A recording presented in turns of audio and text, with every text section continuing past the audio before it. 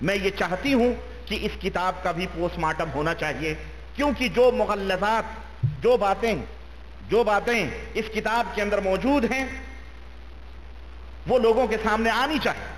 انہوں نے یہ بھی بتلایا، میں نام نہیں بتلاؤں گا ان کے بھائیوں کا کیونکہ وہ معروف لوگ ہیں، لیکن یہ لوگ جانتے ہیں، وہ لوگ مکے کے اندر ہیں، وہ انڈین فیملی ہے اور پہلے سے انڈین یا پاکستانی فیملی ہے، اب سعودی ہو چکے ہیں۔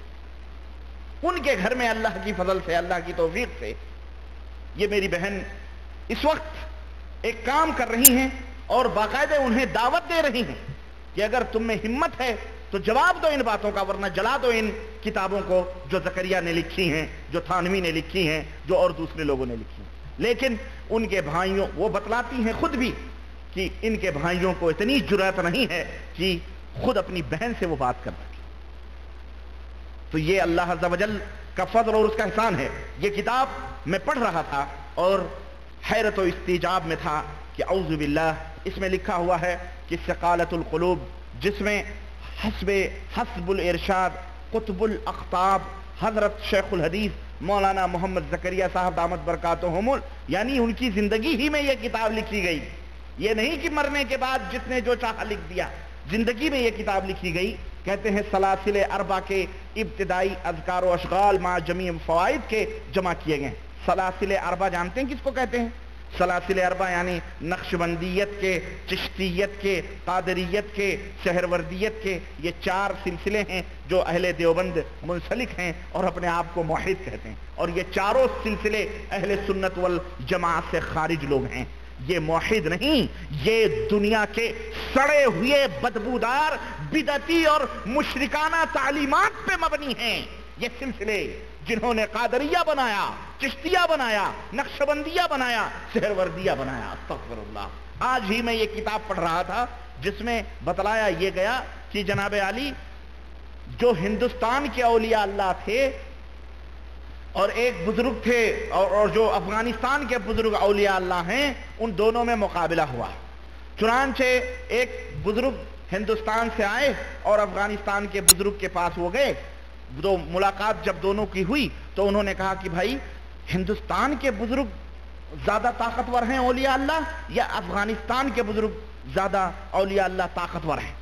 کہنے لگے پھر مقابلہ کرا لیا جائے، کہنے لگے تو پھر شروع ہو جائے۔ ایک پتھر اٹھا کر کے سامنے رکھا گیا، تو جو ہندوستان کے ولی تھے انہوں نے جو ہے نظر دوڑائی، نظر جمائی پتھر کے اوپر،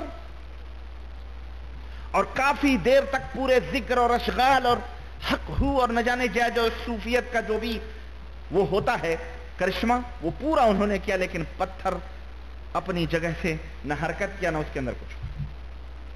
کہنے لگے ہو گئی، کہنے لگے ہو گئی، تمہاری بات ختم؟ بولے ختم۔ تو افغانستان کے جو نقشبندی سلسلے کے بزرگ تھے انہوں نے جب نظر دوڑائی، نظر جمائی پتھر کے اوپر، تو تھوڑی دیر کے بعد لوگوں نے یہ دیکھا کہ وہ پتھر فضا میں بلند ہو گیا، پتھر اپنی جگہ سے فضا میں بلند ہو گیا۔ اور اس کو یہ منظر دیکھ کر وہاں کا جو بہت بڑا وڈیرا تھا چودھری، اس نے وہ پتھر اپنے گھر میں رکھ لیے اور اس کی زیارت شروع ہوئی اور پورا علاقہ نقش بندی ہو گیا۔ یہ ہے جناب علی۔ تو یہ مقابلے ہوتے ہیں باقاعدے، اور میں بتاؤں گا انشاءاللہ باقاعدے کشتیاں بھی لڑی جاتی ہیں۔ ہاں، ارے بڑی دھینگا مشتی چلتی ہے ان میں، تو بڑی دھینگا مشتی چلتی ہے۔ المہم تو کہنے کا مطلب یہ ہے، یہ سلاسل اربع کے یہ ہونہار لوگ ہیں جو ہندوستان میں بیٹھ کر، ہمارے ملکوں میں بیٹھ کر یہ امت کو کھینچ کر انہی زنجیروں میں غلامیت کی، جس غلامی کی زنجیر سے محمد الرسول اللہ صلی اللہ علیہ وسلم آزاد کرانے کے لیے آئے تھے، یہی لوگ ہیں جو اب اسی غلامی کی زنجیر میں امت کو جکڑ رہے ہیں، خود بھی جکڑے ہوئے ہیں۔ آئیے، میں زیادہ تفصیل میں نہیں جانا چاہتا، اس کتاب کے جو مرتب کا اعتراف جرم کہہ رہا ہے، اعتراف جرم جو ہے اس تعلق سے میں کہہ رہے ہیں کہ میرا ایک جرم ہے جس کا میں اعتراف کرتا ہوں۔ بہرحال وہ خامخواہ کی ایک بات ہے کہ حضرت کو پتہ نہ چلے, حضرت کو یہ نہ ہو بعد میں حضرت کے حکم سے میں نے یہ چند خواب جو ہے جمع کیے ہیں اور اس سے استفادہ کریں. اس میں لکھتے ہیں بندے نے سب سے پہلے ایک مختصر رسالہ حضرت شیخ الحدیث کے حالات میں لکھا تھا. اس وقت حضرت کا قیام مدینہ میں نہیں تھا, اس لیے اس کو شائع کرنے یا نہ کرنے کی اجازت حاصل کرنے کا خیال بھی نہیں آیا. چند اپنے ساتھ بیتے ہوئے عبرت آموز واقعات تھے, لیکن اس کے بعد بندے کی ہر تحریر حضرت کی اجازت بلکہ حکم سے تباہ ہوئی. تو گویا کہ یہ تحریر جو اس میں آئی ہے حضرت کی اجازت ہی نہیں بلکہ اس کے اوپر حضرت کا حکم بھی ہے کہ اس کو چھاپا جائے, پھیلایا جائے. اب اس کے اندر کیا ہے سنو. اس سے پہلے میں ایک بات آپ کو, اس میں لکھا ہوا ہے کہ چنانچہ حضرت کی اجازت کے بغیر, اچھا لیکن گزشتہ دنوں صرف ایک رسالہ محبتیں حصہ اول کے شروع میں یہ لکھ دیا تھا کہ یہ رسالہ حضرت کی اجازت کے بغیر طبع کرا رہا ہوں. اسی جگہ اس جرم کی ضرورت اور مصالح تفصیل سے بیان کر دیے تھے, تاہم اس کے تمام مضامین متفرق طور پر حضرت کی آپ بیتی اور کئی جگہ حضرت کے حالات میں چھپ چکے تھے. بندے نے صرف اکٹھا کر دیا, لیکن اسی رسالے محبتیں کا دوسرا حصہ جو مبشرات کے متعلق ہے اس کو چھپنا حضرت کے مزاج کے بالکل خلاف ہے, اور دوستوں میں جن کو تباہ کرانے کا علم ہوا ان میں سے بھی بعض حضرات نے حضرت کی ناگواری کے ڈر سے تباہ ہونا مناسب نہیں سمجھا. خصوصاً محترم مولانا عبدالحفیظ صاحب کی رائے بھی چھاپنے کی نہیں تھی, لیکن بہت سے دوسرے. یہ عبدالحفیظ کون ہے معلوم ہے؟ انہی کی بہن ہے ام حمزہ جو اہل حدیث ہو چکی. نام بھی آ گیا ہے اس لیے میں بتا رہا ہوں. آ گئی ہے بات تو سن لو. مکے کے اندر رہتے ہیں اور بولتی بند ہے, ان کو پسینے چھوٹتے ہیں اسے دیکھ کر. لیکن بہت سے دوسرے صلحاء اور بندوں کے احباب کا خیال ہے کہ ضرور چھاپا جائے. حضرت حکیم الامت تھانوی کی سوانح اور دیگر بزرگوں کی سوانح خدام نے ان کی حیات مبارکہ میں چھاپی, جن میں کرامات و مکاشفات کا باب بھی ہوتا ہے. حضرت شیخ الاسلام مدنی اپنے خود نوشت سوانح نقش حیات میں اپنے مبشرات خود ذکر فرمائیں.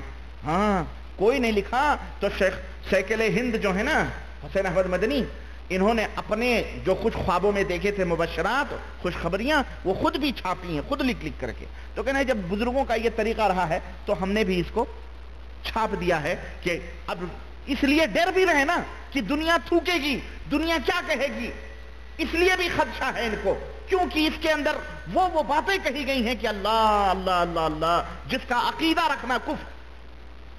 لیکن چھاپے ہیں کیوں؟ اس لیے کہ انہوں نے اپنی میجارٹی بنائی ہوئی ہے, اس کے اندر تو ان کا مال سپلائی ہو رہا ہے نا. لوگ تو آنکھوں پہ پٹیاں لگا کے حضرت کے تلوے چاٹ رہے ہیں, تو بات ختم. ابھی چاٹ رہے ہیں تو بہت کچھ کروانا ہے, اس لیے جھکا ہوا آدمی ہے اور اس کو جھکا دیا جائے اور اس سے کام کروایا جائے, اس لیے یہ تمام سب چھاپ کر کے. چنانچہ بہرحال اس کے اندر بہت ساری باتیں لکھی گئی ہیں. مکاشفات کی شرعی حیثیت کیا ہے, مکاشفات کس کو کہتے ہیں یہ بھی میں آپ کو بتاؤں. ایک ہے منامات, ایک ہے مکاشفات اور ایک ہے مشاہدات. یہ شریعت کا ان سے کوئی تعلق نہیں ہے, یہ بھی بتاؤں میں آپ کو. زیادہ خواب وغیرہ میں جو اچھی باتیں ہوتی ہیں وہ ایک تعلق ہے بس. بقیہ اوکاشفات مکاشفات یہ علم غیب کی چھوٹی چھوٹی بہنیں ہیں. سمجھائیے آپ کو, غیب کا دعویٰ کرنے والوں کی چھوٹی چھوٹی بہنیں ہیں یہ. مکاشفات اور مشاہدات اور منامات. پہلی چیز ہے مشاہدات. مشاہدات کس کو کہتے ہیں؟ مشاہدات کہتے ہیں کہ جب ذکر کرتے کرتے, ذکر یعنی حق لا الہ الا اللہ, کرتے کرتے کرتے کرتے کرنے والا صوفی اپنے تمام محسوسات سے بے خبر ہو جاتا ہے. یعنی یہ کرسی ہے, یہ ہال ہے, یہ ٹیوب لائٹ ہے, یہ بجلی ہے, یہ در و دیوار ہیں, یہ تمام محسوسات ہیں, اس کی نظروں سے اوجھل ہو جاتی ہیں اور پھر یہ فنا ہو جاتا ہے. اس وقت تھوڑی نیند اور تھوڑی بیداری کا عالم ہوتا ہے